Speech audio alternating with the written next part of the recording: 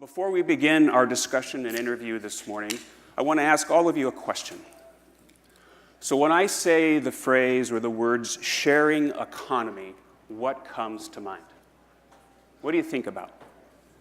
Maybe the word innovation comes to mind. Maybe the word platform. Maybe the often, I feel, overused word of disruptor. All of those things may come to mind when you think sharing economy. You might also think about some practical examples of the sharing economy that affect all of us, particularly those of you in the room with the Airbnbs of the world and our own Austin-based company of HomeAway. You may have taken a Lyft or Uber here to the conference. You may actually share an office or a workspace at WeWork, all of which are great examples and often pointed to about examples or practical examples of the sharing economy. You might also think about the legal implications. Obviously, I do, being a lawyer, but frankly, a lot of people are concerned and thinking about the legal implications of these new companies. And those tend to arise in two areas, as many of you probably know, particularly those of you in the hotel world. You think about taxes. And if you've read any of the press releases or commentary from the American Hotel and Lodging Association, taxes is a big focus of theirs to, as they say, level the playing field between traditional hoteliers and the sharing economy companies. And you might also think about regulation. Now, regulation in the sharing economy comes in many forms, and that is going to be what we're going to be talking about today. Because depending on your perspective, you may either think that those regulations are a good thing and necessary, as perhaps the HLA may advocate for, or perhaps from the innovator or disruptor or startup side, you may think they're a hindrance.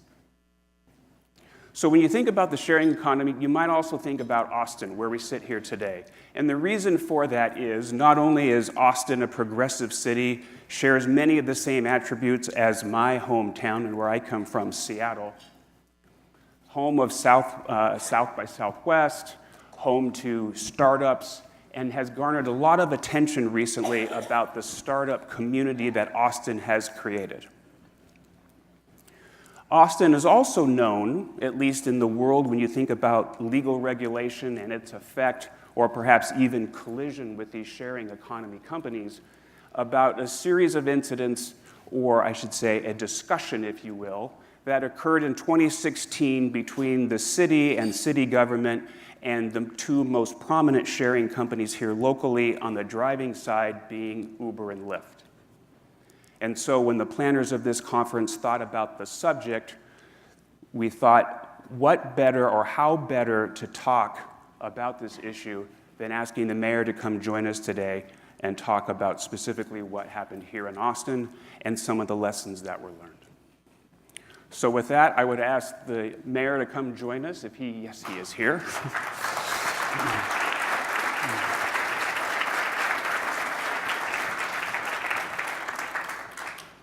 Mayor, it's good to meet you. It's good to meet you too. Thank you for joining us. Absolutely.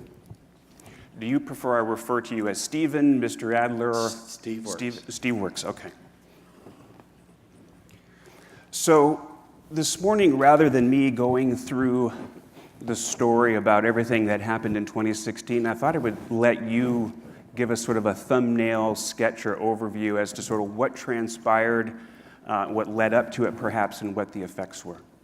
And I appreciate the opportunity to do that because I think a lot of the way that it's been described isn't what really happened. Okay, good. You know, so it's always good to have the chance and to see what was occurring. Because the meme has been created, I think, in some places, that Austin attempted to over-regulate a sharing economy. And so the question I get asked oftentimes is how does Austin think it can impose that level of regulation without inhibiting innovation? And I think that Austin is an incredibly innovative community. It is in our culture here. This is a city that by culture has always been a place where people can take risks, where it's an opportunity to try things and fail in ways that other communities don't allow. We have autonomous vehicles operating on our streets right now without any regulation at all. Plan to ask you about that. First city to do that with Waymo outside of the Google car outside of California. So when I read that we overregulated, and how does that impact Austin's reputation, I always step back. So here's what really happened with respect to Uber and Lyft. And I tell this story, and we'll always preface it with, I think that the culture in Uber and Lyft have changed since 2016, and I think that that's a good thing. But let me talk about the olden days in 2016. Just a few years ago. Just a few years ago. So Uber and Lyft operating shared economy on our streets. There was a report of an increasing number of young women showing up at our rape crisis center because they'd been assaulted in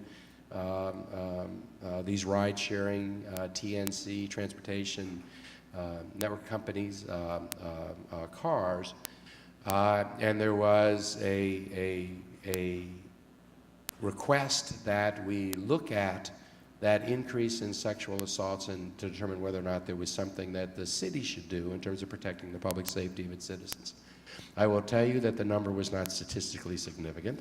Okay. I'm never convinced that that number was any greater than it is in taxis or anywhere else, but it was a spike, and it led to a conversation.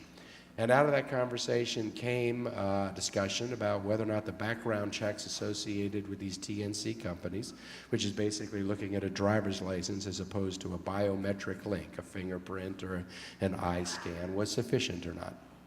There are people on both sides of that issue. Again, I've never been convinced that there's anything statistically significant to indicate that one is preferred over another. But we did have one part of our community that was saying, I would really like to have the choice to have a fingerprinted driver if I had that option.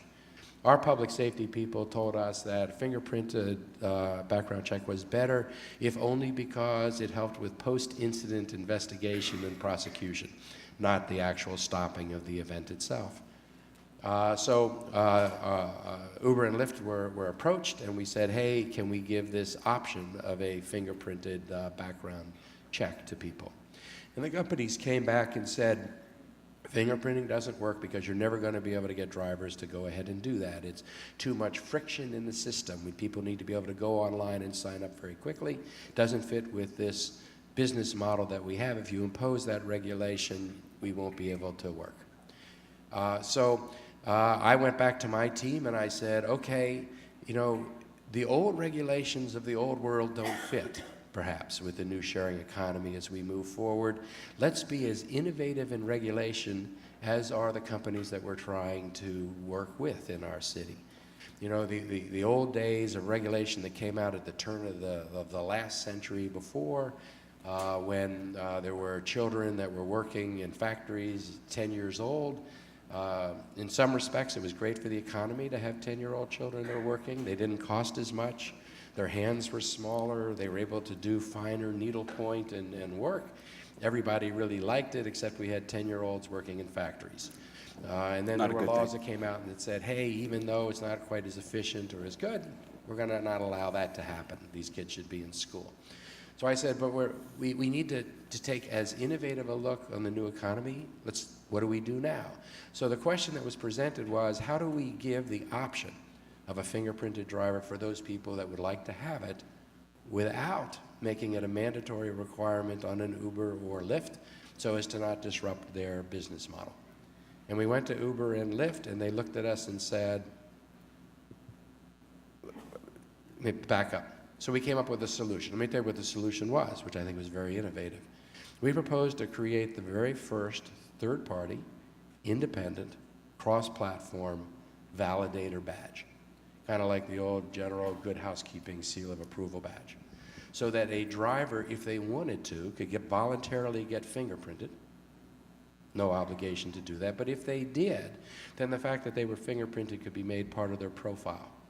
So that On the if some- application. On the application. So Okay. if someone wanted to select that, they could select that.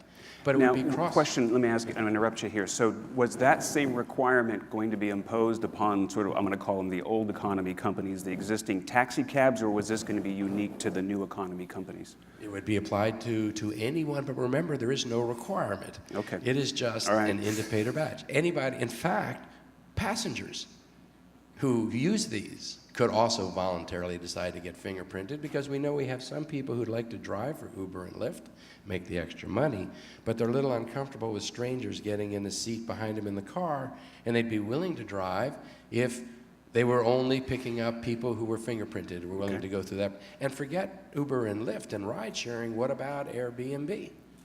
Airbnb, you can rent a house, you can rent a room, you can rent a sofa in the living room. So wouldn't it be nice for some people to be able to know that when I rent my sofa out to somebody, at the very least they've had a background check? Not required, but it could be part of their profile. Right. Or if you're sleeping on a sofa, maybe you want to know something about the person who owns the living house. room. Right. Perfectly optional. No one has to do it. The marketplace would determine whether or not people look for that or not. Forget those two applications. What about dating sites? I mean, sometimes you go on a dating site, maybe it'd be good to know right off the bat whether the person has a background. Whether they're that you want valid to or know not, about. right, okay. But it's totally optional. It's just something that someone can add. It's kind of like, the verified seller that you get on eBay. Right. Each site that qualifies vendors uses their own criteria. They have their own best vendor badge. There is no cross-platform badge that I know what best vendor means regardless of what the site is that I go to. And there are lots of different sites in this sharing economy where I have strangers interacting with strangers in ways that people have never interacted before. This is just one way to have a validator badge. And you could have a validator badge that does background checks. You could have a validator badge on vendor history. You could have a validator badge on who knows how much. And we said, we'll create this in Austin, because we create things in Austin. We'll create this in Austin. It'll be totally voluntary. Drivers can either get fingerprinted or not fingerprinted. It has nothing to do with you. How'd they respond to that? They said, you're trying to solve the problem and you can't solve the problem. I said, really? Now, was the criticism because of who you were being in government, that we'd rather figure this out on our own, tell us your concerns, let us do it, or what drove that response? I think that the mindset of many companies dealing with cities is that cities are going to overregulate. So to actually have a city that comes in and says, we want to be as innovative in how we approach you as is your business. We want to come up with something, way to provide this choice to people in our community that want this choice in ways that we've never thought about before. Quite frankly, I think we were innovating too quickly for Uber and Lyft. And they're big companies, and they're kind of slow, and it's hard for them, I think, to innovate quickly, certainly in areas that are not the prime focus of the work that they're doing. I pitched to them, hey, if we come up with this model, this is something you can apply worldwide. You're dealing with the same issue worldwide. They came back and said, you're asking us to put something on our app that we don't want to put in our app. Because conceivably, you could get people to put it in their profile, and then when you asked for a black car or whatever, you could ask for a driver who was fingerprinted. That would be a choice that you could conceivably have. They said drivers are never going to sign up in sufficient numbers for us to be able to do that. I went back to my community of innovators, because it was that generation of people that were trying to help us solve this problem. And we tested and believed that if we had 3 successive raffles among fingerprinted drivers for a brand new Tesla at 6-week intervals, we could get 80% of the drivers in this city to go get fingerprinted voluntarily to be able to enter the raffle. My wife wanted to enter the raffle. She was going to sign up as a driver to have 3 shots at a Tesla among that small group. And we had the funders willing to put up the 3 Teslas. They told us they knew better than we would. There was no way to actually get drivers to get fingerprinted. They didn't want to put it on their app. I said, fine. I'm not going to ask you to do anything on your app. We'll do it ourselves. We'll come up with our own badge. We'll be able to, people can scan the badge on the car when they're stepping into the car and be able to determine, we'll do this entirely outside of you. And their answer to me was, we're going to ask for an election because it's easier for us just to win the election. I said, you're going to lose the election. This is Austin, Texas. So now I'm going to interrupt you there because their practice had been to date that popular sentiment always rules, right? So they go into a market and maybe they run into existing enterprises or they run into regulation, and the response had always been, the people demand it, the people will ensure that we remain and available to provide the service. So they were coming to you with that sentiment that we're going to prevail. And the indications were all favorable for that, because the adoption rate of these TNC companies in Austin is higher than I think any city in the world. I mean, it was Lyft's best market in the entire world. The penetration is really high, which is why they were so sure they would win the election. And I said, I hear you, and I love share economy, and we want to encourage new innovation and disruptors. This is Austin. We can help you with this interface between the next generation of how cities interact with companies. Work with me. And they said, we're going to take it to an election. I said, you're going to lose the election 60-40, even in a city. They told me that they had done this hundreds of times, and they knew better. I said, I've never done this before, but I know my city. So they spent $10 million on the election, having gotten a petition to do it. The other side spent $180,000. And they lost 57% to 43%. What a blow. And it was avoidable. And not only was it avoidable, but if cities and new economy companies sit down at the table and say, we need to come up with what is the next generation of regulation. It's not constructive for cities to try to apply to new economy old-timey regulations that just don't apply.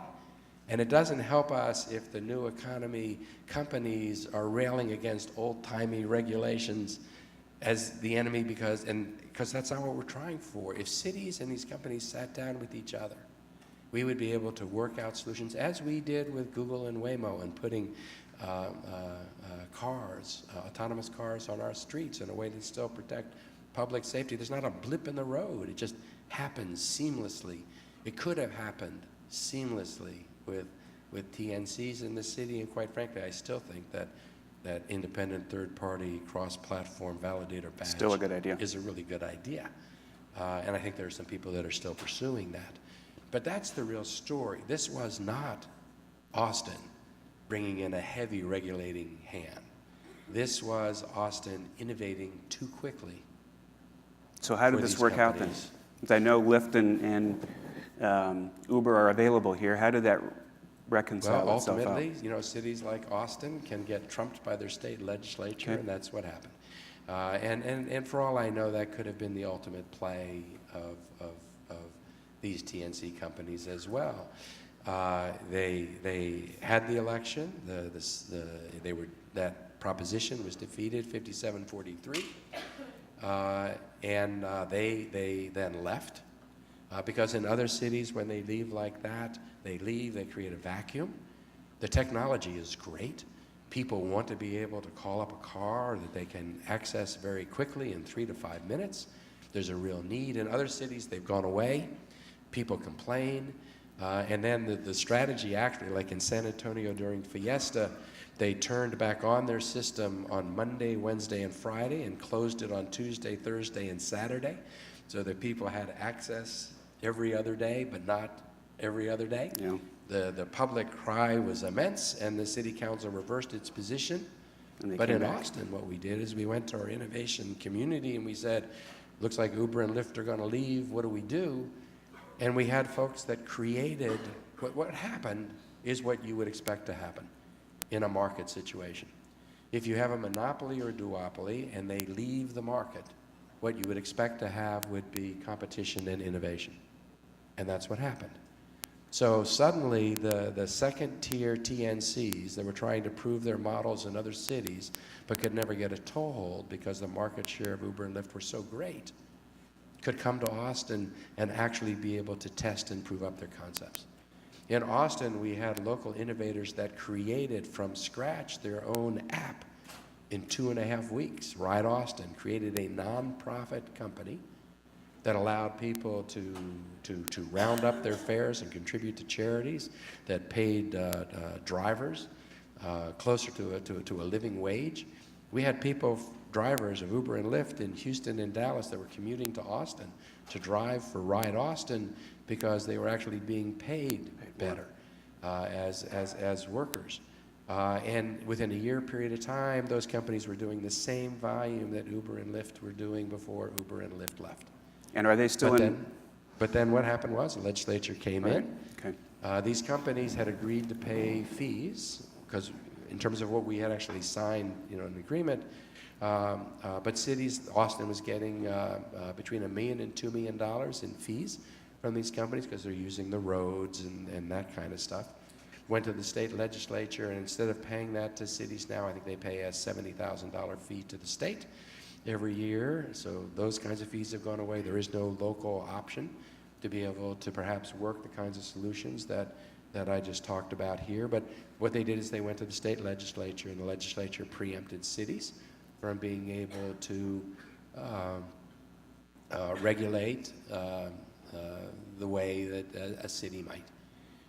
And I think that's unfortunate, because I think that there's a hit to the industry that happens. I think we would have been in a much stronger and better place if we had let innovation happen, if we were actually to allow cities to be able to work with emerging economies to figure out what the next generation of interaction is supposed to look like. I think everybody would be better off. So one of the things, let's take a step back here from the Uber Lyft example. One of the things you often hear about regulation, and we heard it earlier this morning in the presentation about artificial intelligence, which is cities and governments are poorly equipped to respond to many of these economies because they themselves maybe don't understand it or don't have the resources or can't move at the same speed. How do you respond to those concerns? I think all those things are true. But there are also responsibilities that we as a community have collectively to assure certain levels of public safety, for example. And cities can't abdicate that on behalf of their communities. It is true that the government is never going to be able to innovate as quickly as the private sector will, or to move the way the private sector will. And quite frankly, I think that a lot of the social challenges that we have as a community are not things that government is going to be really equipped to solve.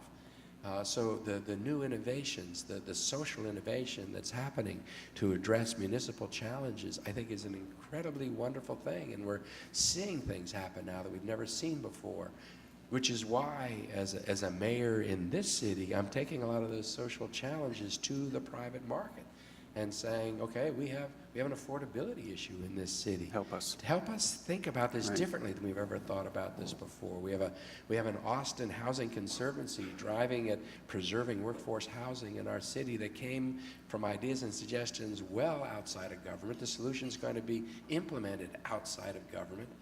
We should be encouraging that. We should be recognizing both the limitations and the responsibilities of both sides and not looking at this as it's us against them. But we need both, and if we sit at the table, we can actually come up with better ways to be able to move forward together. But that's the discussion that's so hard to get. It's hard to get on the government side because they think they should be able to do things themselves, which they can't. And it's hard on the business side because they're used to thinking about government as purely an interfering chess piece on the board Right. that they need to move out of the way. And it is hard to initiate actually the conversation that we should be having. So let me ask you, so being from Seattle, one of the things that's garnered a lot of our interest is the decision being made at a certain very large company in Seattle called Amazon about their second headquarters. And I understand that you've made the list, the top 20 remainder, and those handicapping the decision in Seattle, I think, have put Austin pretty high on that list. But as I was thinking about our conversation this morning, I thought about, so this occurred in 2016, if I'm Jeff Bezos sitting in my office and sort of picking a destination, what do you tell Jeff about 2016? Is that an indicator that we are a great place to work with because of the things that you described? Or am I not such a great choice for that reason? How would you respond to that? Well, first I'd say, that there are a lot of factors probably that'll go into Amazon making the decision of the city it wants to be in, and I wouldn't begin to presume that I know the answer to that. But I'm going to guess. Okay. I think they have 5,000 people in Seattle that they need to move to another city at this new headquarters. And one of the most important things to them is ensuring that those 5,000 people, when they're asked to move, actually move. Otherwise, they're going to lose incredibly valuable desirability, culture, and institutional memory. So when you look at the list of 20 cities, I think the first question should be, when they go to 5,000 people and they need 4,990 of them to move, and they say, we're now moving to this city, will you come? Some of those cities will be able to pull in those people, and some of those cities won't. Right. So I think that my sense is that that's a really important criteria. Quite frankly, because I'm mayor of a magical city, I think that a lot of those people would come to Austin. So I think that we probably are in the running for that. The letter I wrote to Amazon is I said, this is a magical place. We're the fastest growing municipal area in the country and have been for the last 6 years. We're growing leaps and bounds. This is the best place to start a new business by a lot of rating services. We have more startups per capita than any city in the country. This is a magical place, a friendly city, a beautiful city. Our top two challenges are affordability and mobility. I believe that because of the scale of Amazon, because of the resources of Amazon, you might be able to help us address affordability and mobility in ways that we wouldn't be able to do on our own, we couldn't on our or own, at right. a speed that we would never be able to do. I believe that Amazon, having dealt with all the political things it's dealing with in Seattle, doesn't want to start off in a city that way. I said in the letter to Seattle, I said, we have an opportunity to invent a new paradigm about what it means for a large company to come to a city and weave itself into the fabric of that new city. These are our two most significant challenges. I would love to be able to sit down with Amazon to talk about how Amazon moving to Austin could help us solve our two most significant challenges. Not to exacerbate them, which is the fear, right, but to help us resolve them in ways that we could never before. And if that opportunity exists, I would love to co-invest with Amazon in being able to do that. Great. That's the conversation we're inviting. So our time's up, but I have one last question for you before we move on here, and that is, in addition to hoteliers in our audience, we have a number of those that fall on the innovator technology side. And so if I'm looking at launching this new, never heard before technology or disruptor, whatever we want to call it, and I'm concerned about the response that government might have, what words of advice would you give me? How do I best solve that problem? I would say, going into any city, I would look at the underlying culture in the city. Austin is a great place for new companies to come, new innovations to come, new ideas to come, because culturally we're set up for that. This is a city with Willie Nelson that not only reinvented country music, but who listens to country music. This is the city that reinvented grocery stores. This is the city that, with Alamo, reinvented what it meant to have a dinner and a movie date. This is a city that helped launch the shared vehicles that we see on the streets, the bike share program. Twitter was effectively launched in Austin at South by Southwest, because I think this is a city where it's okay to be different. It's okay to take risks. It's okay to try things. They say about Austin, you can go buy a t-shirt that says this. It says, keep Austin weird. Or the coffee mug says that, keep Austin weird. Well, what does that mean? I think what that means is that it's okay to be different here, that being different here, trying new ideas, is not something that we tolerate, but it is who we are. It's almost not noticed in this city. And you have a city government that is doing everything it can to foster innovation and to provide soft landings for companies that would look to move here. And then we have an innovation ecosystem in this city made of innovators. You know, when I talk to a lot of innovators that come to Austin from cities like San Francisco or Seattle or New York or Boston, and they come here and they're happy here, I say, why? And they say, you know, Austin is culturally different. What I hear more than anything else is that when I came here, people were willing to open up their Rolodex to me, even in competitive situations. People were willing to get invested in my success too.